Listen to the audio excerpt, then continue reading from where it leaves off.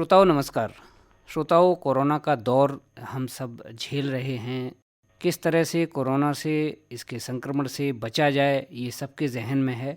हमारे साथ एक प्राकृतिक चिकित्साविद डॉक्टर अतुल कुमार सारस्वत जी जुड़े हैं। हम उनसे ये जानने का प्रयास करेंगे कि किस तरह से प्राकृतिक चिकित्सा इस कोरोना संक्रमण से बचने में सहायक हो सकती है। डॉक्टर अतुल जी, आपका बहुत बहुत स्वागत है। जी नमस्कार। डॉक्टर साहब, जैसे कि हम बात कर रहे हैं कोरोना संक्रमण की, तो इसकी भयावहता जो है वो हम सब झेल रहे हैं। आप क्या कहना चाहेंगे इसके बारे में? इस समय जो कोरोना का संक्रमण काल हम लोगों ने झेला या अभी जो झेल रहे हैं जी वो वास्तव में एक बहुत बड़ी त्रासदी है। भारतवर्ष के लिए तो है ही, लेकिन संपूर्ण विश्व के लिए है। जी जी और उपाय यही है कि इससे अपने आप को किसी भी तरीके से बचाए रखा जा सके, क्योंकि अभी वर्तमान में कोई भी दवा या कोई वैक्सीन कुछ भी बना नहीं है, तो जी। लिहाजा इससे बचाव ही सिर्फ उपाय है। बचाव के जो तरीके हैं उनमें बात होती है कि सबसे जो कारगर तरीका है वो व्यक्ति अपनी रोग प्रतिरोधक क्षमता यानी कि इम्यूनिटी सिस्टम को अपने स्ट्रॉन्ग कर ले। क्योंकि आप प्राकृतिक चिकित्सा से जुड़े व्यक्ति हैं, तो किस तरह से जो रोग प्रतिरोधक क्षमता है वो बढ़ाई जा सकती है, क्या क्या तरीके हो सकते हैं, इसके बारे में हमारे श्रोताओं को कुछ बताएं। देखिए, रोग प्रतिरोधक क्षमता बढ़ाने के लिए कई सारे तरीके होते हैं शरीर के, लेकिन इसमें कुछ मुख्य मुख्य तरीके हैं। जैसे कि सप्ताह में एक दिन का उपवास व्यक्ति अगर करता है तो वो रोग प्रतिरोधक क्षमता बढ़ाने में लाभकारी है प्राकृतिक चिकित्सा के सिद्धांत के अनुसार। उसके अतिरिक्त संतुलित आहार लेना, मौसमी फल, अंकुरित अनाज, हल्दी वाला दूध लेता रहे व्यक्ति समय समय पर। थोड़ा प्राणायाम भी आवश्यक है, विशेषकर प्राणायाम में अनुलोम विलोम करें।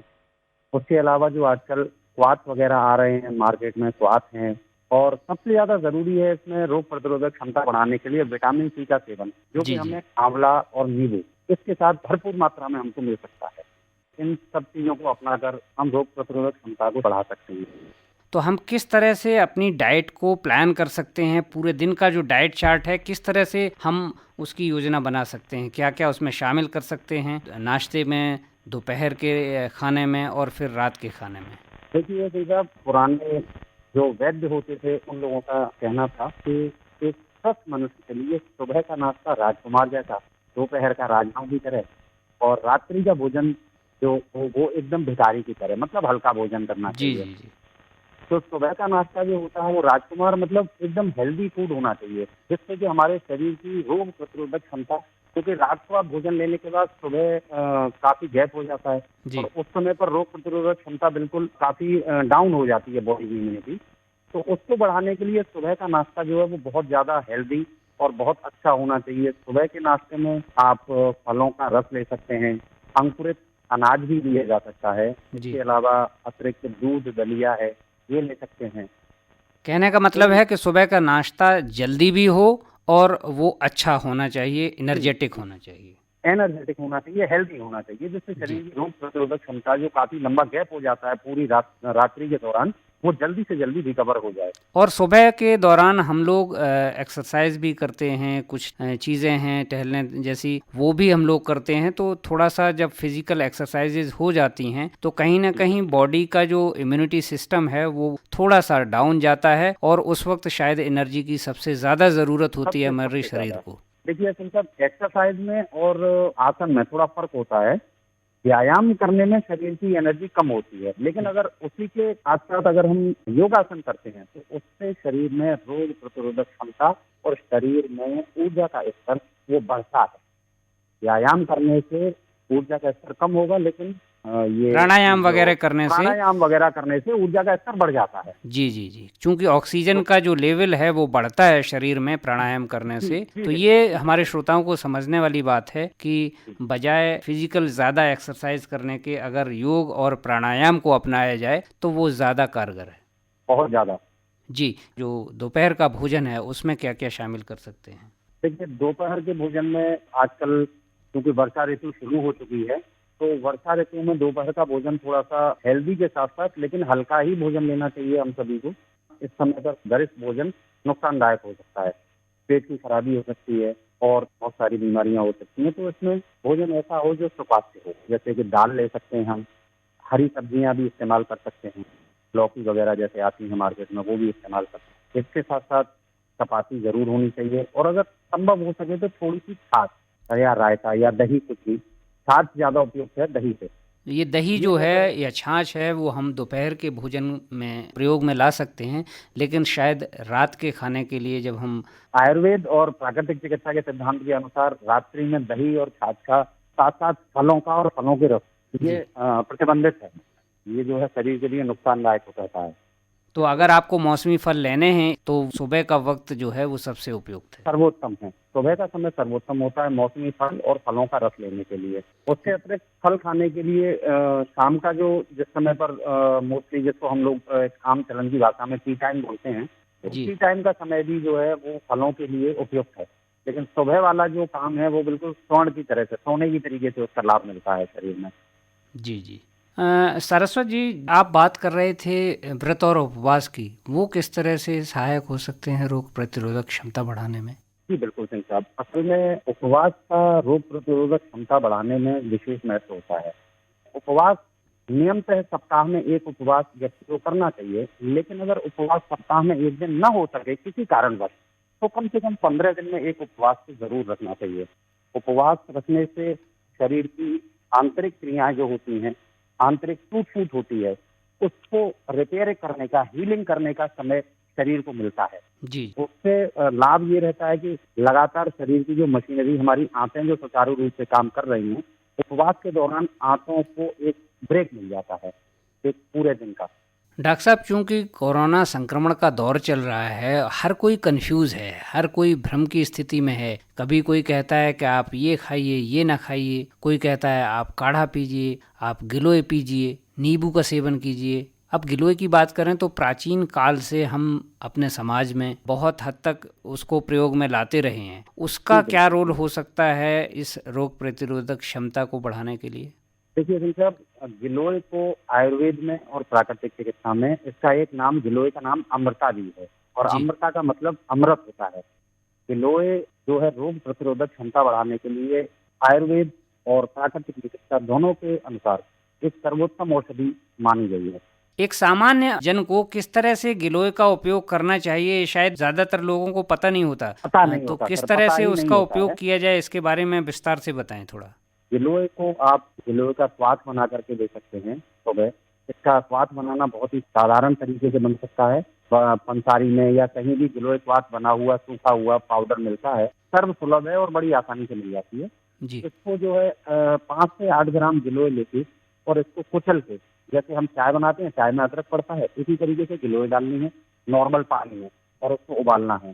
4 कप पानी में उबालना है, और 4 कप का पानी उबलते उबलते लगभग 1 कप बचे, यानी चौथाई रह जाए, जी। छान करके वो अगर सुबह खाली पेट ले लेते हैं, तो ये शारीरिक रोग प्रतिरोधक क्षमता बढ़ाने का सर्वोत्तम उपाय है। और क्या प्राकृतिक चीज़ें हो सकती हैं जो हमारी इम्यूनिटी बूस्ट करने के लिए हम उपयोग में ला सकते हैं सामान्य तौर पे?